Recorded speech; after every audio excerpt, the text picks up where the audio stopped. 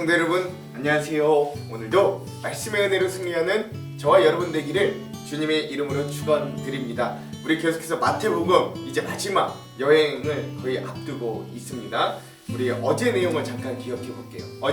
어제부터 우리가 24장과 25장 이 마지막 때에 대한 예수님이 감람나무, 지금으로 치면 올리브나무가 있는 그런 산이었던 것 같아요. 올리브나무가 많았던 그 산, 그래서 감람산이라고 불렸던 그 산에서 예수님이 마지막 때, 즉 종말과 재림, 또 그 종말과 재림을 대하는 제자들과 성도들의 태도, 자세 이런 것들에 대해서 가르침을 주시는 그런 우리 감람산 강화에 대해서 함께 나눴습니다. 먼저 24장을 다 본 거 아니라 24장의 전반부를 함께 봤는데요. 그래서 어제는 말세와 종말에 대한 예수님의 가르침 첫 번째 시간으로 먼저 성전이 멸망할 것을, 무너질 것을 예수님이 말씀하십니다.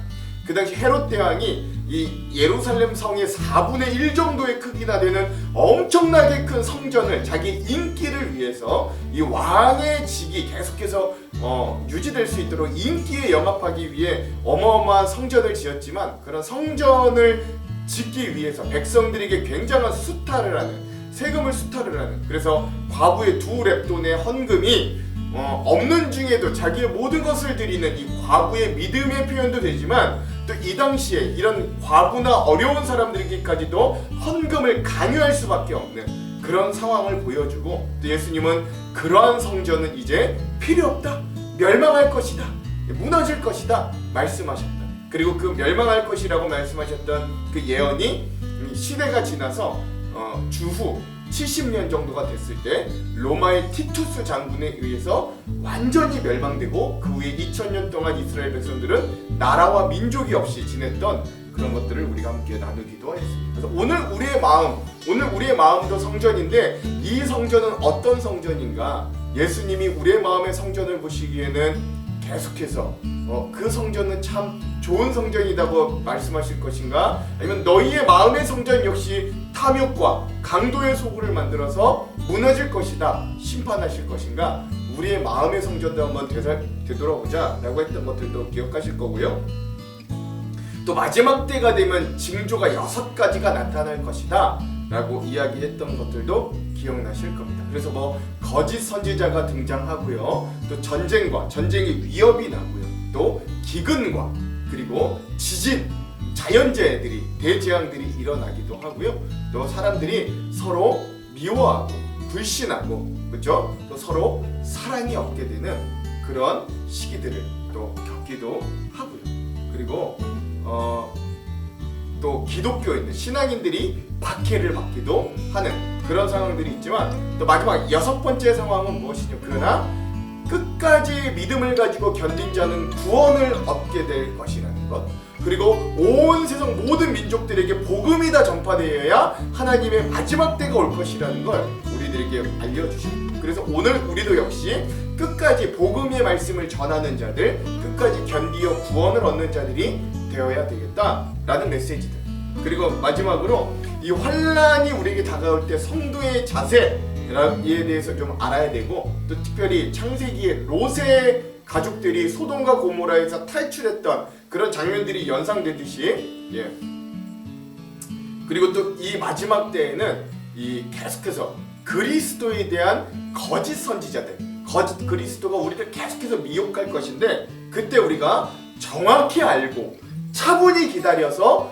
주님의 때를 속단하지 말고 차분히 기다리고 정확히 알아서 그 때를 분별할 수 있는 눈을 가져야 된다라고 하는 메시지까지 우리가 함께 나누었습니다. 굉장히 많은 의미들이 있지만, 또 어제 우리가 나눴던 것들을 종합해보자면 이렇게 되어 있습니다. 자, 오늘은 그래서 거기에 이어 오늘도 24장의 2번째 시간을 좀 가지려고 합니다. 감람산의 종말에 대한 강화 2번째 시간이고요. 오늘 분량은 24장의 후반절 29절에서 51절까지 우리가 함께 나누겠습니다. 제목을 짓자면 항상 마지막을 예비하는 지혜로운 제자들이라고 하는 제목을 지어보았습니다.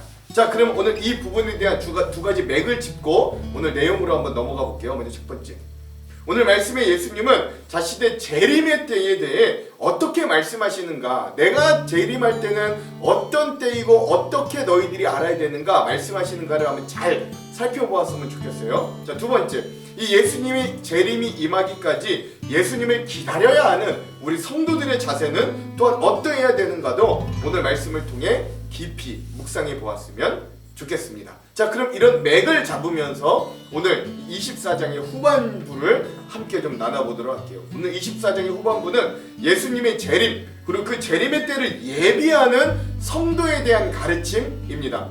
전반부는 종말, 환란에 대해 말씀하셨다면 24장의 후반부, 하반부는 예수님의 재림과 재림의 때를 예비해야 됨을 알려주시는 거죠.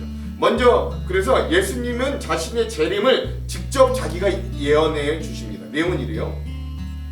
그 환란의 날들이 지나간 뒤에 곧 해는 어두워지고 다른 그 빛을 잃고 별들은 하늘에서 떨어지고 하늘의 세력들, 즉 공중 권세 잡은 사단의 세력은 흔들리게 될 것이다. 천지가 개벽되어, 예, 그렇죠, 빛들을 다 잃게 되고요, 그렇죠, 하늘은 무너지고요, 공중 권세 잡았던 사단의 세력도 다 흔들릴 거예요. 그때 인자, 즉 예수님께서 올 징조가 하늘에서 나타날 것인데, 그때에 땅에 있는 모든 민족이 가슴을 치고 인자가 큰 권능과 영광에 쌓여 하늘 구름을 타고 오시는 것을 보게 될 것이다 라고 이야기합니다. 근데 여기서 모든 민족들이 가슴을 치며 슬퍼하는 건 본인들이 그 예수님을 죽였고 본인들이 그 예수님을 배척했던 사람들은 모두 예수님이 재림하는 모습을 보면 가슴을 치면서 통곡하고 애곡하는 거예요. 아, 우리는 이제 끝났구나 라고 하는 거죠. 그리고 그는 자기 천사들을 큰 나팔 소리와 함께 보낼 터인데, 여기서 나팔 소리란 이스라엘에서 나팔 소리란 새 또는 세 달의 표시 또는 절기의 선포, 전쟁을 위한 소집을 할 때 나팔 소리를 부는데 이 다 그런 의미들이 담겨 있는, 이제 예수님의 새 시대가 펼쳐졌다. 이제 사단 너희에게 전쟁을 선포한다. 이제 만군의 주 예수가 오시다. 이런 뜻의 나팔 소리가 불려지는 거죠. 그들은 하늘 이 끝에서 저 끝까지 사방에서 그가 선택한 사람을 모을 것이다 라고 합니다. 그러니까 예수님을 배반하고 예수님을 끝까지 안 믿었던 사람들은 예수님의 재림의 때 가슴을 치며 애곡하지만, 끝까지 그 믿음을 지켰던 전 세계 곳곳에 있었던 그 복음을 듣고 예수를 끝까지 믿었던 사람들을 주님이 재림하여 한 곳으로 모아주시는, 한 사람도 놓치지 않고 그들을 구원하여 주시고 회복하여 주시는 모습을 우리가 볼 수 있는 겁니다. 자, 그 이후에 이 재림의 때가 어떤 때인지, 또 재림의 때까지 우리가 어떤 자세로 있어야 되는지를 비유들로 말씀해 주시는데요. 먼저 무화과 나무의 비유와 노아의 때와 같은 재림의 비유를 말씀해 주십니다. 먼저 무화과 나무의 비유는 이래요. 무화과 나무에서 교훈을 배워라. 가지가 연하여지고 잎이 돋으면 너희는 여름이 가까이 온 줄로 안다. 이와 같이 너희도 이 모든 일을 보거든 인자가 문 앞에 가까이 온 줄을 알아라. 내가 진정으로 너희에게 말한다. 이 세대가 끝나기 전에 이 모든 일이 다 일어날 것이다. 하늘과 땅은 없어질지라도 나의 말은 결코 없어지지 않을 것이다. 그러나 그날과 그 시각은 아무도 모른다. 하늘의 천사들도 모르고 아들도 모르고 오직 아버지만이 아신다 라고 하는 것입니다. 그러니까 우리가 이게 말했던 게 뭐냐면, 무화과 나무가 잎이 무성해지면 그 잎이 무성해진 걸 보고 이제 여름이 가까웠구나 알듯이, 예수님이 어제 우리가 함께 나눴던 6가지의 징조 같은 것들이 우리에게 나타나면 이제 마지막 때가 가까워졌구나 라고 깨달으라는 거예요. 그리고 나서 이 영원히 없어질 하나님의 말씀에 더 집중하는 삶을 살아라 라고 하는 거죠. 근데 중요한 건 뭐냐면, 그러나 이런 징조들이 있다고 해서 그날을 적시하거나 그날이 언제인지 정확히 알려고 애쓰지 말라는 거예요. 왜? 그날은 이 말씀을 하시는 예수님조차도 모른대요. 오직 하늘에 계신 하나님만 아신대요. 그러니까 그 영역은 하나님께 맡겨두고 그냥 징조가 가까이 오면 징조로 알고 준비하고 예비하라 라고 하는 것이죠. 자, 노아의 때와 같은 재림에 대한 비유도 마찬가지입니다. 노아의 때와 같이 이 인자가 올 때도 그러할 것이다. 홍수 이전 시대에 노아가 방주에 들어가는 날까지 사람들은 먹고 마시고 장가가고 시집가며 지냈다. 일상을 즐겼다. 자기의 탐욕대로 살았다라는 거죠. 홍수가 나서 그들을 모두 휩쓸어 가기까지 그들은 아무것도 알지 못하였다. 인자가 올 때도 그러할 것이다 라고 하는 것. 즉 우리가 일반적으로 평소에 생활하고 있다가 주님이 언제 오시는지도 모르게 갑자기 주님은 노아의 홍수가 들이닥쳤던 것처럼 주님의 재림이 우리에게 닥쳐올 것이다 라는 것들을 알려주는 그러한 장면들입니다. 즉 이 무화과 나무 비유, 또 노아의 홍수의 비유들을 통해서 이 예수님은 자신의 올 때를 아무도 알지 못한다, 급작스럽게 도적과 같이 임한다 라고 하는 것들을 우리에게 알려주시는 것이죠. 자, 그래서 이런 갑작스러운 주님의 재림에 대해 알려주신 주님은 그 다음에 비유들을 통해서 그 주님의 재림에 예비하는 사람들이 현명하다라는 것들을 알려주세요. 세 가지 비유를 하는데, 먼저 첫 번째, 각기 다른 결과의 두 사람들에 대한 비유를 말해줍니다. 그때 두 사람이 밭에 있을 터이나 하나는 천국으로 데려가고 하나는 버려둘 것이다. 두 여자가 맷돌을 갈고 있을 터이나 하나는 데려가고 하나는 버려둘 것이다. 그러므로 깨어있어라. 너희는 너희 주님께서 어느 날에 오실지를 알지 못하기 때문이다 라고 합니다. 주님이 언제 오실지 알지 못해요. 이거 이제 먼저 알려주셨는데 여기 하나 더, 그러므로 너희는 깨어서 준비하고 있어야 똑같은 삶을, 겉모습으로 똑같은 모습을 사는 남자와 여자, 밭에서 일하는 남자 2명, 맷돌을 갈고 있는 여자 2명이 있다 할지라도 각각이 이 천국과 구원을 받는 결과는 판이하게 다르다라는 것들을 알려주는 거죠. 현명한 집주인의 비유도 마찬가지입니다. 이것을 명심하여라. 집주인이 도둑이 밤 몇 시에 올 줄 알고 있으면 그는 깨어 있어서 도둑이 집을 뚫고 들어오도록 내버려 두지 않았을 것이다. 그러므로 너희도 준비하고 있어라. 너희가 생각지도 않은 시각에 인자가 올 것이기 때문이다. 즉 그날이 도적같이 임할 것이기 때문에 너희도 항상 깨어서 준비하고 있어야 그날을 맞이할 수 있다라고 하는 거죠. 자, 마지막 두 종의 비유도 마찬가지입니다. 누가 신실하고 슬기로운 종이겠느냐? 주인이 그에게 자기 집 하인들을 통솔하게 하고 제때에 양식을 내어주라고 맡겼으면 그는 어떻게 해야 하겠느냐? 주인이 돌아와서 볼 때에 그렇게 하고 있는 그 종은 복이 있다. 내가 진정으로 너희에게 말한다. 주인은 자기의 모든 재산을 그에게 맡길 것이다 라고 하는 거죠. 여기서 슬기로운 종은 믿음을 끝까지 지키고 있는 성도를 의미한다고 보면 되고, 주인은 하나님, 그 상급, 자기의 모든 재산을 그에게 맡긴 건 천국을 맡긴다라고 보시면 돼요. 그러나 그가 나쁜 종이어서 마음속으로 생각하기를 주인이 늦게 오시는구나 하면서 동료들을 때리고 술 친구들과 어울려 먹고 마시면 생각지도 않은 날에 뜻밖의 시각에 그 종의 주인이 와서 그 종을 처벌하고 위선자들이 받을 벌을 내릴 것이다. 거기서 슬피 울며 이를 가는 일이 있을 것이다 라고 하면서 예비하지 않은 종은 오히려 쫓겨나고 매를 맞고 슬피 울게 되는 그러한 모습들을 보여주는 것. 그래서 이 뒤에 있는 세 가지 비유들을 통해 언제 주님의 재림이 올지는 알 수 없으나 너희가 항상 그래서 깨어있고 예비하는 삶을 살아라 라고 교훈하시는 예수님의 모습도 발견할 수 있습니다. 자, 그럼 오늘 이 마태복음 24장의 핵심 구절을 한번 살펴볼게요. 오늘 마태복음 24장 후반부의 핵심 구절은 35절에서 36절입니다. 읽어볼게요. 천지는 없어질지언정 내 말은 없어지지 아니하리라. 그러나 그날과 그때는 아무도 모르나니 하늘의 천사들도 아들도 모르고 오직 아버지만 아시느니라. 아멘.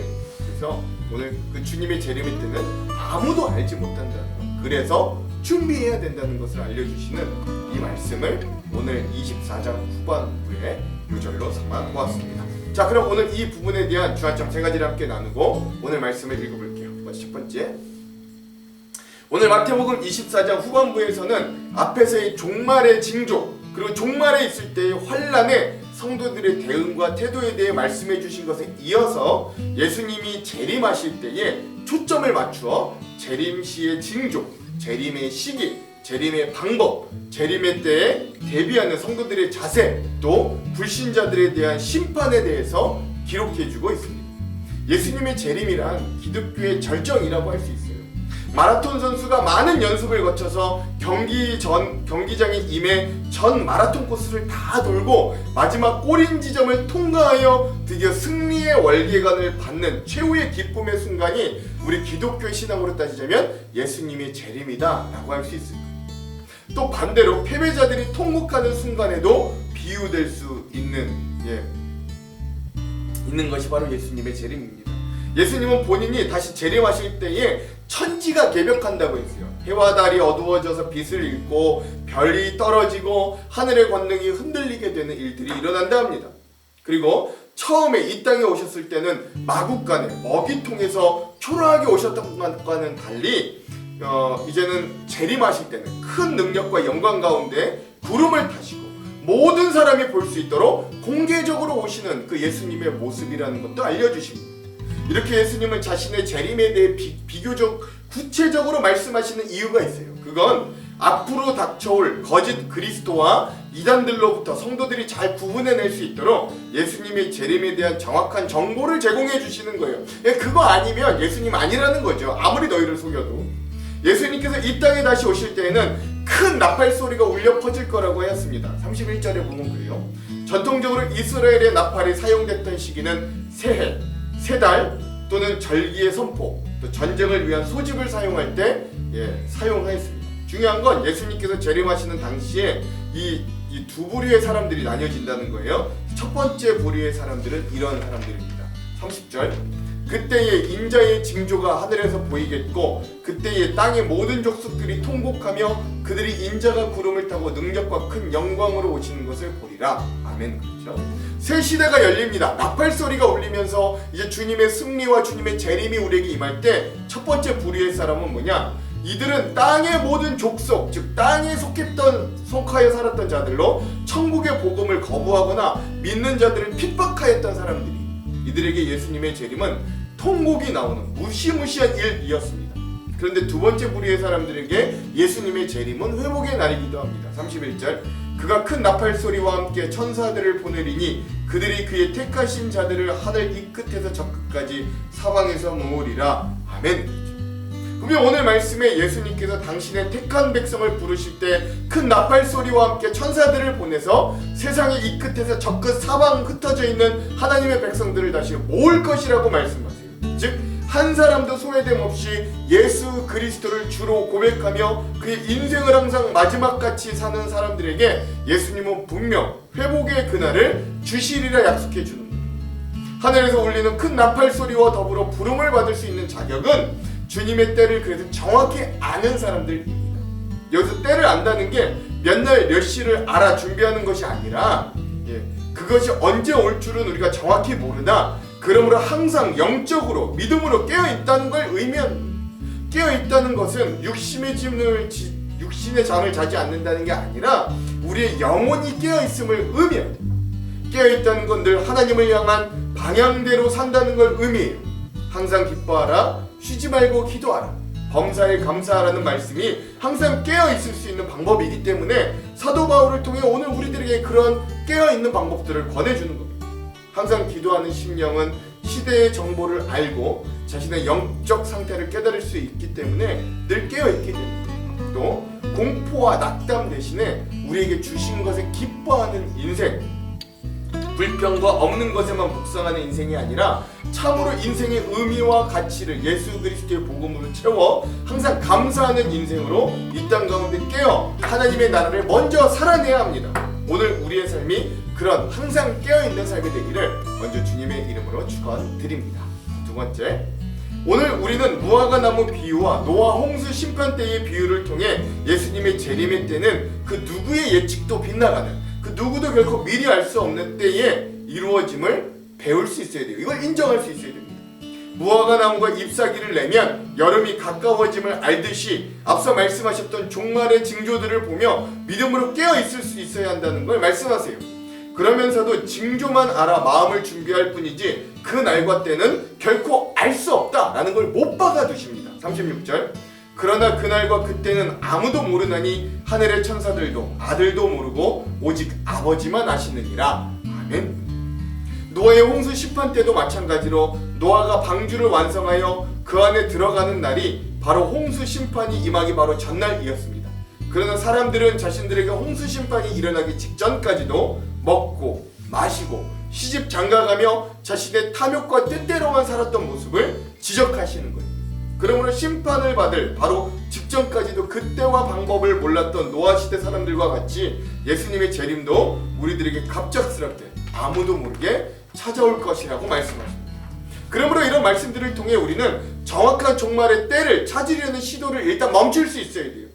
만약 수많은 역사에서 예수님의 재림과 종말의 때를 인간적인 지식과 개인적인 신비 경험에 비추어 그때가 언제인가를 맞춰보려고 하는 여러 시도들이 있었습니다. 우리 그거를 시한부 종말론이라고 이야기해요. 즉 때를 받아놓았다라는 것이죠. 우리나라에서도 대표적으로 1992년 10월 28일에 휴거, 즉 예수님의 재림이 일어난다면서 사람들을 속이고 현혹시켰던 담이 선교회의 사건이 있었습니다. 그 당시 온 나라가 떠들썩할 정도로 유명한 사건이기도 하고, 또 결국 휴거나 종말이 일어나지 않아 많은 이들에게 헛웃음과 허탈함을 주었던 충격적인 사건이기도 합니다. 예수님이 오시고 난 이후에 2000년 동안 이런 인간의 헛된 노력은 사실 계속되어 왔어요. 즉 예수님께서 재림하실 때가 언제인지를 알려고 노력하고, 또한 이상한 성경 해석 방법들로 그때를 어떻게든 맞추어 보려는 시도가 있었지만 언제나 그러한 노력들은 모두 물거품으로 돌아가고 말았습니다. 근데 여기서 재밌는 것은 정작 종말이 올 거라고 예언하고 사람들을 속였던 목사들과 거짓 선지자들은 정작 종말을 믿기로 성도들에게 수많은 재물과 물질을 강탈하여 자신들은 쟁여놓고 있었다라는 거예요. 또 본인들은 진짜 믿지 않았다는 거죠. 믿었다면 그 물질 뭐가 필요가 있어요. 그러나 오늘 말씀에서도 재림의 당사자 되시는 예수님께서는 이렇게 분명히 말씀하시는 거예요. 그러므로 오늘 우리는 예수님께서 엄히 선포하신 것과 같이 35절 천지는 없어질지언정 내 말은 없어지지 아니하리라 라고 하는 이 명령을 따라 시기와 장소에 집중하는 인생이 아니라 천지보다 영원한 예수님의 말씀과 가르침에 따라 살려고 노력하는 귀한 하루가 되시기를 또 간절히 소망합니다. 마지막 세 번째, 마지막으로 예수님은 이 마태복음 24장 후반부에서 세 가지 비유를 더 가르쳐 주시는데, 그것은 두 사람이 같이 있어도 한 사람은 천국에 한 사람은 버려짐을 당할 것과 예비를 잘하여 도둑이 들지 못하라고 했던 지혜로운 집주인의 이야기와, 또 마지막으로 충성되고 지혜 있는 종, 그리고 그렇지 못한 악하고 게으른 종이 주인이 돌아왔을 때 받을 처분과 상급들에 대해서 말씀하십니다. 이 세 가지 비유의 이야기의 공통점은 정확한 날짜, 디데이를 모르는 상황에서도 지혜로운 사람은 분명히 일어나고 다가올 그날에 대하여 온전히 예비하고 있다라고 하는 교훈이에요. 42절과 44절 그러므로 깨어있으라 어느 날에 너희 주가 임할는지 너희가 알지 못함이니라. 이 44절 이러므로 너희도 준비하고 있으라 생각하지 않은 때에 인자가 오리라. 아멘. 밭에 있는 두 사람이나 맷돌을 갈고 있는 두 여인이나 어느 주인의 두 종 모두가 자기가 속하여 있는 삶의 현장 속에서 겉으로 보기에는 자신의 자리를 지키며 열심히 일하는 모습들입니다. 그러나 일터에서 열심히 땀 흘려 일하는데 누구는 천국에 데려감을 당하고 누구는 버려짐을 당하게 돼요. 구원을 받았다면 다행이지만 그렇게 열심히 일하고 난 후에 버려지는 인생이라면 그게 얼마나 불쌍하고 비참한 인생인가를 한번 묵상해 보시기 바랍니다. 그러므로 오늘 우리 믿음에 있어 정말 중요한 건 우리의 열심과 결과가 아니라 우리가 어떠한 방향 가운데 살고 있는가라는 사실을 다시 한번 깨달을 수 있어야 되는 거예요. 그러하기에 오늘을 살아가는 우리는 예비하고 있어야 됩니다. 늘 우리의 삶의 방향이 예수 그리스도로 맞추어져 있는가를 점검하고 그 방향대로 예비하고 있는 사람에게는 주님께서 생각하지 못한 때에 오신다 하여도 당황할 게 없는 거예요. 충성되고 지혜 있는 종이 되어 주님께서 맡기신 일에 우리의 손과 발로 최선을 다하여 살아갈 때 주님께 받을 것이 칭찬이다 라는 것이죠. 예수님이 재림하실 때 두려워 떨며 공포에 휩싸이지 않을 방법은 예수님의 말씀은 세세토록 없어지지 않는다는 사실을 또한 기억하는 것뿐입니다. 우리가 주님 안에 거하며 예수님께서 우리 안에 거하시고 계심을 기억하고 늘 깨어 기도하는 영으로 살아간다면 마지막 날에 주님께서 다시 오실 때 우리가 기쁨으로 주님을 맞이하게 될 것이에요. 우리 마지막 베드로 사도의 당부인 베드로전서 4장 7절에서 10절을 읽으면서 이 마지막 세 번째 주안점도 마무리할게요. 만물의 마지막이 가까이 왔으니 그러므로 너희는 정신을 차리고 근신하여 기도하라. 무엇보다도 뜨겁게 서로 사랑할지니 사랑은 허다한 죄를 덮느니라. 서로 대접하기를 원망 없이 하고 각각 은사를 받은 대로 하나님의 여러 가지 은혜를 맡은 선한 청지기 같이 서로 봉사하라. 아멘. 기도하겠습니다. 하나님, 오늘 우리도 주님의 재림을 기다리는 그런 마지막을 기다리는 신앙인들이 되기를 원합니다. 오늘 이 땅이 마지막인 줄 알고 이 땅에서 승부 보려는 사람들이 아니라 우리는 주님을 기다리는 사람들이 되게 하여 주십시오. 그날 그때가 언제인지 정확히 알지 못하나 그러므로 오늘 우리가 우리의 삶에 어떤 결과를 내려는 사람들이 아니라 그 알지 못하는 때를 향하여 항상 방향을 잡고 주님의 영원한 말씀을 따라 살아가려고 애쓰는 그런 열매 맺는 자들이 될 수 있도록 인도하여 주시옵소서.